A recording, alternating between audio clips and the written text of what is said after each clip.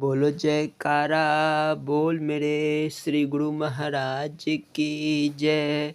श्री नंगली निवासी भगवान की जय। श्री परमहंस दयाल जी महाराज की जय। श्री नंगल विहालन भगवान की जय। श्री परम गुरु भगवान की जय। जय सच्चिदानंद जी। श्री अद्वैत वचनामृत। एक बार श्री परमहंस दयाल जी महाराज का इरशाद हुआ, बुद्धि के द्वारा उस परमात्मा का पता नहीं चल सकता। केवल विश्वास ही वह वस्तु है जो स्वामी से मिलाती है। विश्वास की 3 श्रेणियां हैं। पहला इल्म उल यकीन, दूसरा ऐन उल यकीन, तीसरा हक उल यकीन। जैसे भारत में समाचार आए कि इंग्लैंड में हवाई जहाज आविष्कार हो गया है, इसको सुनकर अथवा समाचार पत्रों या पुस्तकों में पढ़कर विश्वास कर लिया जाता है। इसको इल्म उल यकीन कहते हैं। परंतु जब तक आँख से देख ना लिया जाए उस समय तक दिल को पूरा धैर्य नहीं होता। उसकी बनावट इत्यादि के विषय में विचार उत्पन्न होते रहते हैं। यदि किसी अवसर पर उसको देख लिया जाए तो सब संशय भ्रम मिट जाते हैं और विश्वास बढ़ जाता है। इसको ऐन उल यकीन कहते हैं। परंतु फिर भी इसके पुर्जे तथा चाल ढाल देखने का विचार मन को धैर्य नहीं लेने देता। जिस समय उस पर सवार होकर उसके सब पुर्जों और उसकी उड़ान को स्वयं देख लिया जाए उस समय पूरा संतोष आ जाता है। यह हक उल यकीन है। बोलो जयकारा बोल मेरे श्री गुरु महाराज की जय। श्री स्वरूप दर्शन पाठ, निज स्वरूप का ज्ञान। बोलो जयकारा बोल मेरे श्री गुरु महाराज की जय। ओम ध्यान मूलम गुरुर्मूर्ति, पूजा मूलम गुरुपदम, मंत्र मूलम गुरुवाक्यम, मोक्ष मूलम गुरु कृपा। गुरु जी को कीजिए दंडवटा, कोटि कोटि प्रणाम। कीट न जाने भृंग को, गुरु कर ले आप समान। त्वमेव माता च पिता त्वमेव, त्वमेव बंधु च सखा त्वमेव, त्वमेव विद्या द्रविणं त्वमेव, त्वमेव सर्वं मम देव देवा। हरि ओम।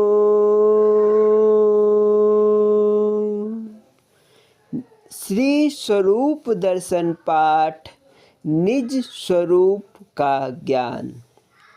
एक बार मंडी भावदीन जिला गुजरात पंजाब की संगत श्री महाराज जी के शुभ दर्शन के लिए आई। उन दिनों महाप्रभु भखरे वाले आश्रम में विराजमान थे। संगत ने श्री चरणों में दंडवत प्रणाम किया। दाता दीन दयाल जी उस समय सत्संग वर्षा कर रहे थे। गुरुदेव स्वामी गुरु दर्शनानंद जी को रामायण की यह चौपाई बोलने की आज्ञा दी और उन्होंने यह चौपाई बोली।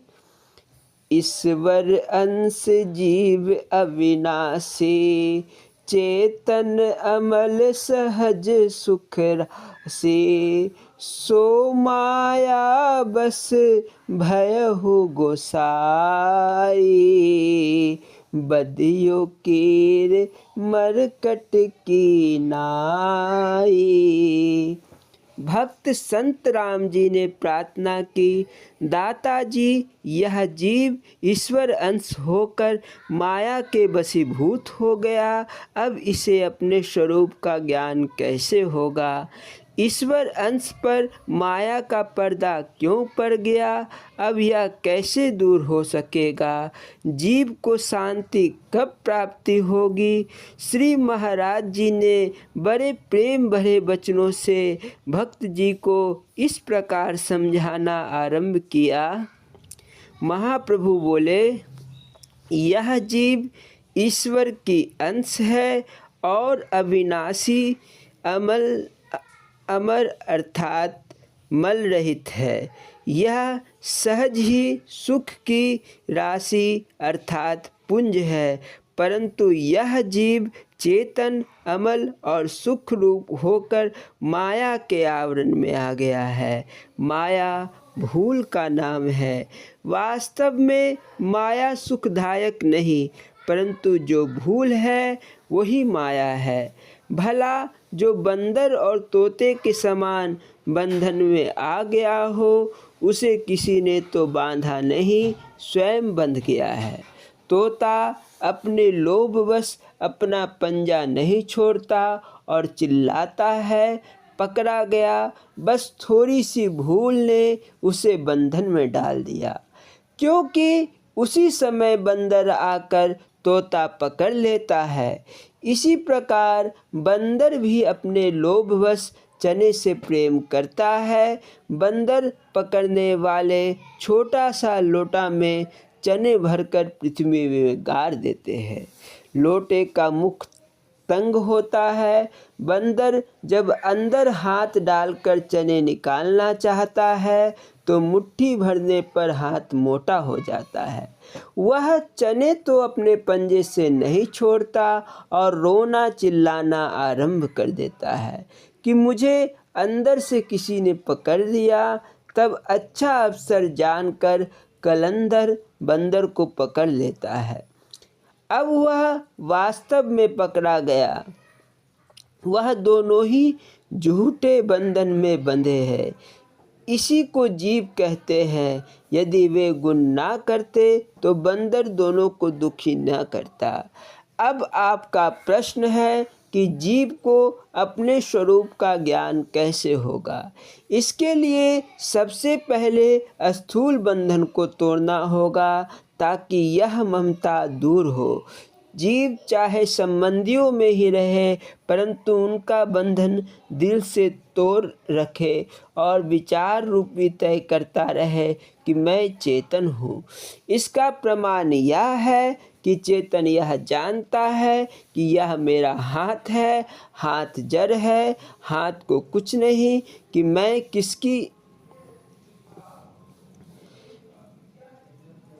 किसका हूँ। इसी प्रकार समस्त शरीर जड़ है, शरीर को ज्ञान नहीं कि मैं किसका हूँ, परंतु उस चेतन को ज्ञान है कि यह शरीर मेरा है।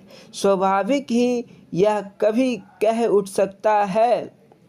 उठता है कि आज थकान है, शरीर रोगी है, ड्राइवर नहीं बिगड़ा है, इंजन बिगड़ा है, इंजन का पुर्जा ढीला है, इसलिए गाड़ी रुक गई। ड्राइवर इंजन के बिगड़े हुए पुर्जे को बनाता है और उसे ड्राइवर बिगड़े हुए पुर्जे को जानता है, उसे इंजन का पूरा ज्ञान है और वह बिगड़े पुर्जे को बना भी सकता है।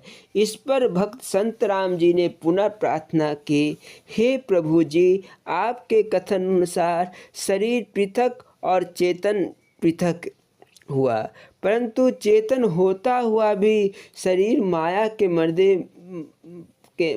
पर्दे में आकर क्यों ज्ञान की खोज करने लगे? जब यह ही चेतन अंश, तो इसको बिगाड़ का भ्रम ही क्यों हुआ? गुरुदेव बोले, सुनो प्यारे, शरीर पंच भौतिक है। यह पंच महाभूत के मिलने से आकार बन गया। वास्तव में 5 तत्व अपने अंदर समा जाते हैं। यह आकार होता हुआ भी आकार नहीं है। इसके भीतर जो आत्मा चैतन्य है वह सदा एक रस है, ना इसका जन्म है न मरण है। वास्तव में यह पृथक है, अर्थात इन तत्वों में नहीं मिलता। जैसे अनेक पुर्जे मिलने से हारमोनियम बन जाता है और अंदर के वायु के प्रवेश करने से स्वर निकलता रहता है, वैसे ही इन 5 तत्वों को चैतन्य प्रकाश होते ही आवाज़ आ जाती है। जैसे परमाणु शक्ति के बिना वह जड़ है, कुछ नहीं कर सकता। इसी प्रकार इस जीव के विकार का भ्रम भी मिथ्या है, परंतु कई बार यह सत्य भी होता है। महासागर चैतन्य है और उसी लहर में जो बाहर आकर विलीन हो गई, उसके कीटाणु पड़ गए, अशुद्धि का भ्रम हो गया और उसे गड्ढे का पानी पुकारने लगा। वास्तव में यह सागर की अंश है। यदि सागर में चली जाए तो सागर उसे अपना स्वरूप समझकर अपने में लीन कर लेता है। यदि आप कहें कि तरंग सागर वाला काम क्यों नहीं करता और सागर वाले गुण उसमें क्यों नहीं हो प्यारे, तो उसका गुण और स्वाद तो सागर जैसा ही होगा, परंतु कर्म वह नहीं। संसार में बड़े बड़े जलचर मछलियाँ और जहाज भी चलते हैं, परंतु उसके पानी में यह वस्तुएं नहीं पाई जाती। बस अंशांशी का इतना ही देन है। अब भजन अभ्यास अथवा शुभ कर्म में युक्त होना, अर्थात इस लहर को अपने केंद्र में लौटाकर ले जाना है। यह कहते फिरना मैं ब्रह्म हूँ बेकार हूँ। किसका मैं ब्रह्म हूँ दूसरा दिखाई देता है तो उसका कहना है कि मैं ब्रह्म हूँ। यदि यह ब्रह्म है तो दूसरा कौन हुआ? बस दिखाई देने ही अज्ञान है। वाचक ज्ञान पथ भ्रष्ट कर देता है। सच्ची जिज्ञासा उत्पन्न होते ही हमारा कर्तव्य है कि अपने आप की खोज करें और इस संसार को अपने को जानने के लिए उत्सुक करें। पूर्ण गुरु शीशे के समान है। जैसे मनुष्य अपना मुख देखने की इच्छा लेकर शीशे के सामने जाता है वह और शीशे से प्रेम करता है, इसी प्रकार शिष्य गुरु से प्रेम और भक्ति का संबंध बढ़ाता जाए। जब उसके ज्ञान की आंखें खुलेगी तब वह शीघ्र उस आनंद को प्राप्त कर लेगा और फिर शांति ही शांति है। बोलो जयकारा बोल मेरे श्री गुरु महाराज की जय। स्वामी हीरानंदपुरी जी महाराज जी की लीला संस्मरण एवं अमृत प्रवचन। बोलो जयकारा बोल मेरे श्री गुरु महाराज की जय। श्री नंगल महाराज जी के एकाधिकार दर्शनों के साभार।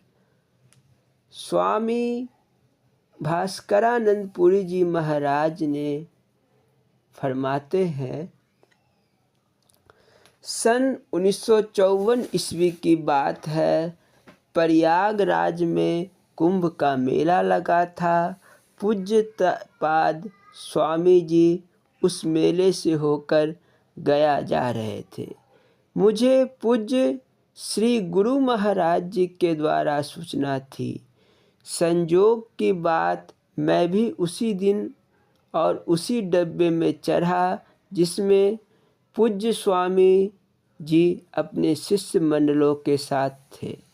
शिष्यों के द्वारा जानकारी हुई कि ये नंगल के महाराज श्री जी अनंत विभूषित श्री स्वामी हीरानंदपुरी जी महाराज हैं। मैं उनके चरण कमलों में सश्रद्धा माथा टेका।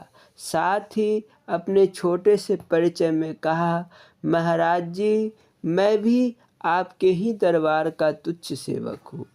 इतना सुनते ही उन्होंने मेरी तरफ देखा और बोले, तुमने किससे नाम लिया है? तब मैंने उत्तर दिया, बड़े महाराज श्री नंगली निवासी भगवान, जिसे आशिक मस्ताना कहकर पुकारते थे, उन्हीं के द्वारा। इतना सुनना था कि मुझे पकड़ लिए और बोले, तू बड़ा भाग्यशाली है जो वैसे संत की शरणागति पाई। भगवान की तुझ पर बड़ी कृपा है। संत विशुद्ध मिलहिम परितेहि, चित वही राम कृपा करिजेहि। अपने दरबार में तो उनसे बड़ा सेवक कोई नहीं हुआ। वे तो साक्षात हनुमान हैं, हनुमान। करो सेवा उनकी, दिल लगाकर सेवा करो, खूब सेवा करो, खूब सेवा करो। सेवा का फल मेवा होता है जो मिलेगा। महाराज श्री की वह दिव्य वाणी आज भी मेरे हृदय मंदिर में प्रतिध्वनित होती है। उनका वह स्वरूप आज भी जब उनकी याद करता हूँ तो दिखाई देता है। उनके वचन शब्द रूह सत्य सिद्ध हुआ और उसके अनुसार तो खूब सेवा नहीं कर सका, पर जो कुछ भी किया उसका कर्म देख रहा हूँ, जो पूज्य श्री के वचन सिद्धि का प्रमाण है। बोलो जयकारा बोल मेरे श्री गुरु महाराज की जय। स्वामी हीरानंदपुरी जी महाराज जी के अमृत प्रवचन। बोलो जयकारा बोल मेरे श्री गुरु महाराज की जय।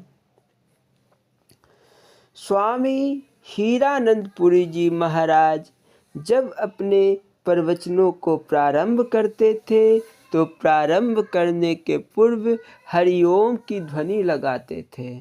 बोलो जयकारा बोल मेरे श्री गुरु महाराज की जय। बोलना जी, हरिओम हरिओम हरिओम। प्राणालय युक्ति। प्राणेन सृष्टि वंतरिक्षं च वायुश्च अंतरिक्षं वा अनुचरन्ति अंतरिक्षमनो सृग्वन्ति। वायुरस्मै पुण्यं गन्धमावाहति एवमेतो प्राणं पितरं परिचरतो अंतरिक्षं च वायुश्च। अर्थ, जब प्राण अपान के ध्यानाभ्यास की कुछ विधि बतलाई जाती है। ध्यान करने के लिए प्राण के भिन्न भिन्न गुणों का वर्णन विस्तृत रूप से किया गया है। तत्रूप से प्राण का ध्यान करना चाहिए। उन रूपों से उपासना करने का फल भी तदनुरूप ही उपासक को प्राप्त होंगे। प्राण ही अहोरात्र के रूप में कलात्मक है और दिन के समय दयालात्मक है, क्योंकि दिन प्राण रूप है तथा रात्रि अपान रूप है। प्रातः काल प्राणदेव सब इंद्रियों को इस शरीर में अच्छी प्रकार से फैला देता है। इस प्रकार फैलता हुआ देखकर मनुष्य लोग कहते हैं कि प्रकाश रूप से प्राण विस्तार को प्राप्त हुआ। इसी कारण दिन का आरंभिक समय जिसमें प्राण का प्रसारण दृष्टिगोचर होता है, प्रातः अर्थात सवेरा कहलाता है। दिन के अंत होने पर इंद्रियों में संकोच दिख पड़ता है, उस समय कहते हैं समागत। इसी कारण उस समय को सायंकाल कहते हैं। विकास के कारण दिन प्राण रूप है और संकोच के हेतु अपान रात्रि रूप है। प्राणदेव दिन प्रकाश का ध्यान इसलिए अहोरात्र के रूप में करना है। प्यारे पाठकगण, प्राण ही देवात्म है बाग में अग्नि देवता का निवास है, चक्षु सूर्य है, मन चंद्रमा है, श्रोत्र दिशाएं हैं। प्राण में इन सब देवताओं की भावना करनी चाहिए। हिरण्यदनवैदा नामक ऋषि ने प्राण के इस रूप को देखा था तथा प्राण की देवता रूप से उपासना की थी। इस उपासना का विपुल फल उस ऋषि को प्राप्त हुआ था। प्राण ही ऋषि रूप है। ऋग्वेदों के मंत्रों में दृष्टा अनेक ऋषि कह गए हैं। इन सब ऋषियों की भावना प्राण में करनी चाहिए, क्योंकि प्राण ही इन मंत्र दृष्टा ऋषियों के आकार में विद्यमान है। साथ ही प्राण ही शयन के समय में वाक्, चक्षु आदि इंद्रियों के उन्मूलन करने के कारण गृहस्थ कहलाता है, और रात्रि के समय में वीर्य के विसर्जन मद उत्पन्न के कारण अपान ही भेद हुआ। अतः प्राण और अपान के संयोग को ही गृहस्थ मद कहते हैं, और प्राण ही विश्वामित्र है, क्योंकि इस प्राण देवता का यह समस्त विश्व भोग्य होने के कारण से मित्र है। विश्वम मित्रम यस्या असा विश्वामित्रा। प्राण को देखकर बागाधिमानी देवताओं ने कहा, यही हम में वाम वर्णनीय, भजनीय, सेवनीय है, क्योंकि यह हम में श्रेष्ठ है। इसी हेतु देवों में वाम होने से वामदेव कहलाते हैं। प्राण ही रात्रि है, क्योंकि इस प्राण ने ही समस्त विश्व को प्राण से बचाया है। प्राण ही भारद्वाज है। गति संपन्न होने से मनुष्य देह को बाज कहते हैं। प्राण इस शरीर में प्रवेश कर उसकी रक्षा सतत करता है, अतः वह प्राण विभद्रबाज है। इसी कारण वह भरद्वाज है। देवताओं ने प्राण को देखकर कहा था कि तुम वशिष्ठ हो, इसीलिए इस शरीर में इंद्रियों के निवास करने का कारण प्राण ही है। प्राण ही सबसे बढ़कर वास या निवास का हेतु है, अतः यह वशिष्ठ हुआ। इन निर्वचनों से यही सिद्ध होता है कि प्राण ही ऋषि रूप है, अतः प्राणों में ही इन ऋषियों की भावना करनी चाहिए तथा तद्रूप उपासना करनी चाहिए। अर्थात सकार हकार से प्राण अपान का श्रद्धा प्रेम से दृढ़ता पूर्वक अभ्यास करके प्राण अपान के अंग ही सोहम रूप में हो जाना चाहिए तथा हंग से अपान को सो स्वरूप परमेश्वर में मिला लेना चाहिए। इस आरण्यक में प्राण के विषय में यहाँ तक कहा गया है कि सर्वा ऋच सर्वे वेदा सर्व घोषा एकैव व्याहृति प्राण एवं प्राण ऋच इत्येव विधाता।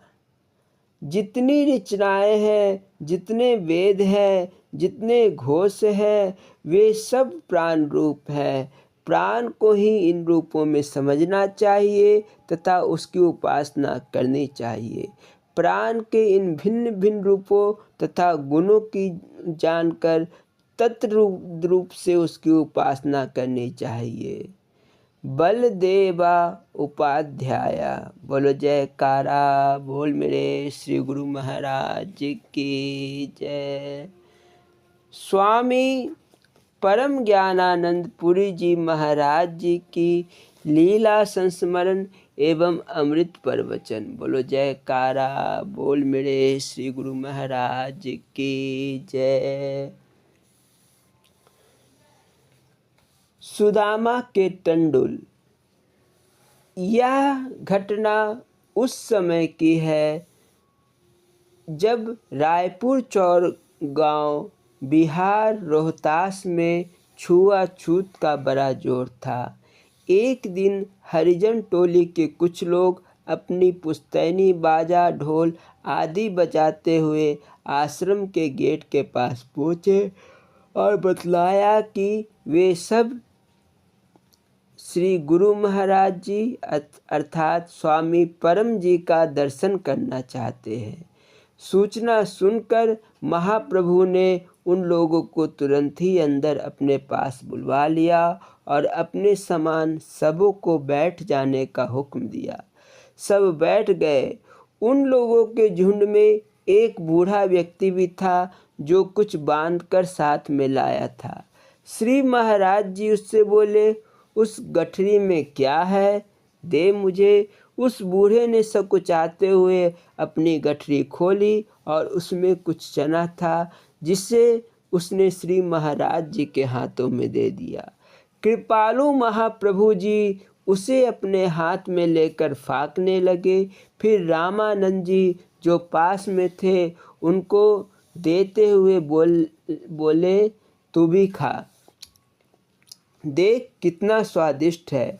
उसके बाद श्री महाराज जी ने सबों को चाय पिलाई और एक उच्च जाति के भक्त से बोले, इन जूठे कपों को ले जाकर तुम धो दो और उन्हें यथास्थान रख दो। श्री महाराज जी के इस आदेश का तत्काल पालन किया गया। सभी हरिजन भक्तगण श्री महाराज जी की जयकारा लगाते हुए अपने घर लौट गए। बोलो जयकारा बोल मेरे श्री गुरु महाराज की जय।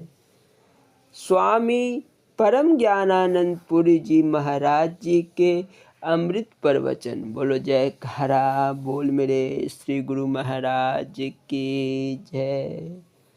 अमृत प्रसाद स्थान परमपुरी आश्रम 11/3/82 ईस्वी को श्री चरणों के दर्शनार्थ आए हुए कुछ वरिष्ठ सरकारी ऑफिसरों से संभाषण के क्रम में प्रदत्त व्याख्यान।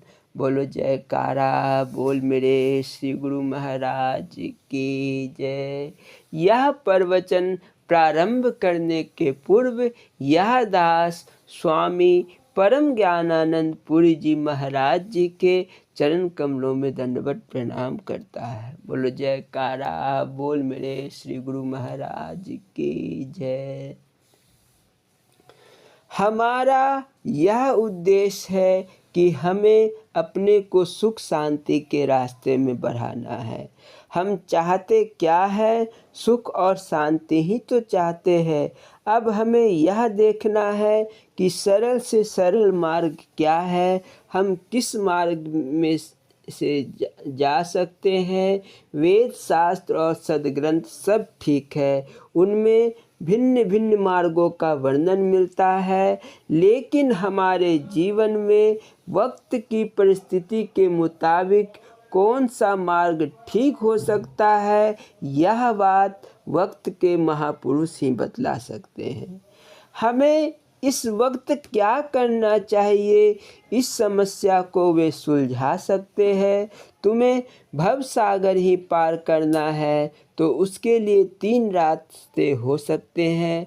पहला, तुम तैर कर पार कर सकते हो। दूसरा, नाव में भी बैठकर कर सकते हो।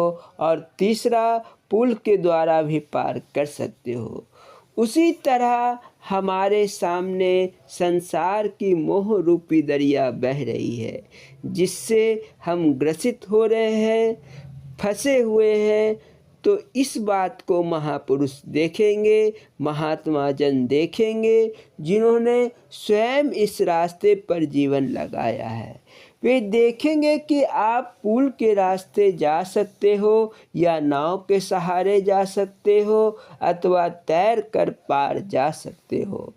अब इसका निर्णय कैसे हो, हम कैसे जाएं, तुम्हारी परिस्थिति को देखकर वे आप्तकाम पुरुष तुम्हारे मार्गों को तय करेंगे। तो इससे यहाँ भी सुख और परलोक में भी सुख शांति। यह मर्तलोक में जो जीव आया है वह अपने प्रारब्ध जनित संस्कारों को लेकर आया है।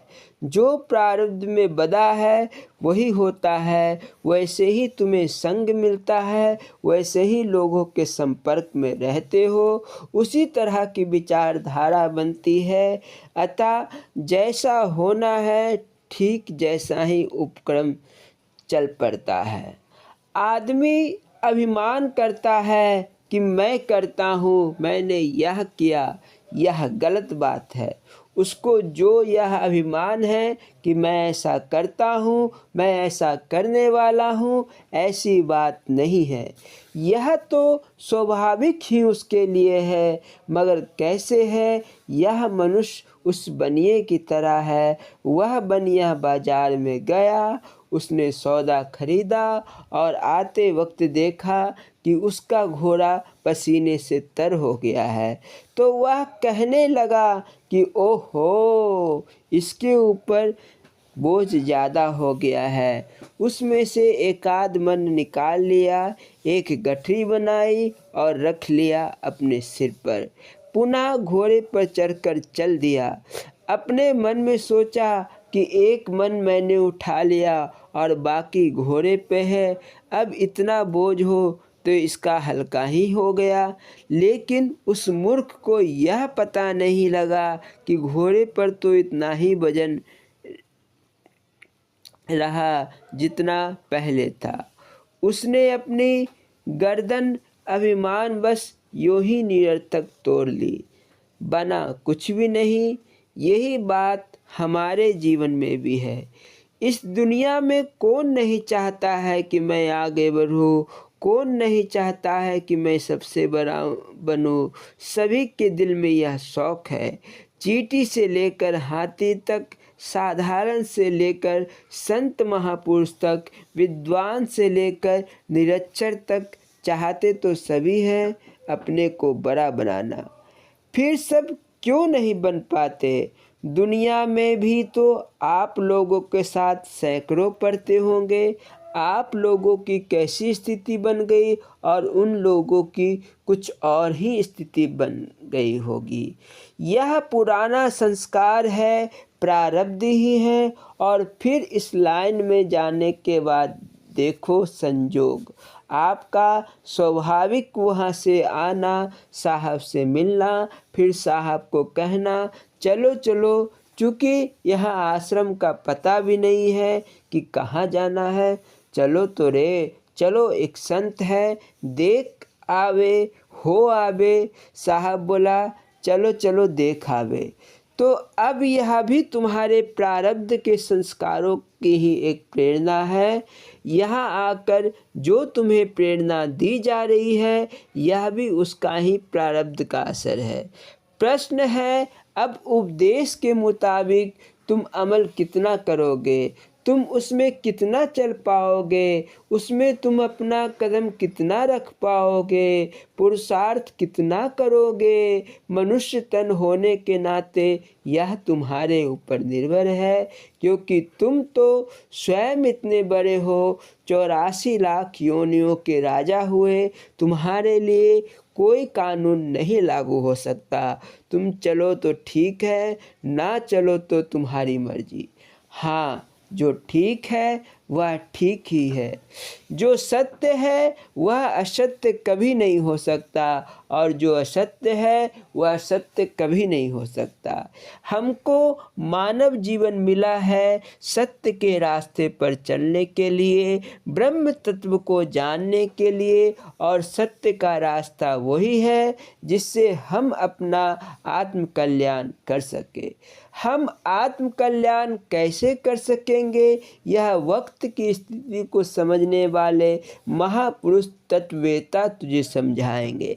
आज हम तुम्हें पुराने शास्त्रों की बात सुनाकर कहें कि तुम्हें इस नियम के मुताबिक चलो। अगर आज तुम्हें कहें कि अश्वमेध यज्ञ करो, आपकी आत्मा शुद्ध हो जाएगी, और उससे बजाय शुद्ध के और भी अशुद्ध हो सकती है।